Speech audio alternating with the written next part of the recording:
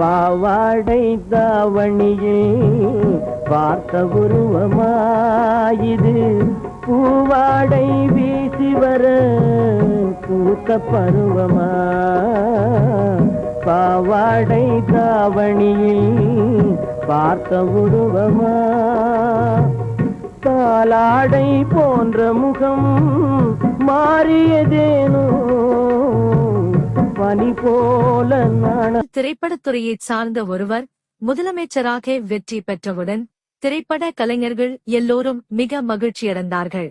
அன்றைய காலத்தில் நடிகர் சங்க தலைவராக இருந்த நடிகர் திலகம் செவாலியே சிவாஜி கணேசன் அவர்கள் எம்ஜிஆர் முதலமைச்சரானவுடன் மிக பிரமாண்டமான பாராட்டு விழாவை ஏற்பாடு செய்து எம்ஜிஆருக்கு மாலை மரியாதைகளுடன் கேடயம் வழங்கி சிறந்த முறையில் கௌரவப்படுத்தி மகிழ்ச்சியடைந்தார்.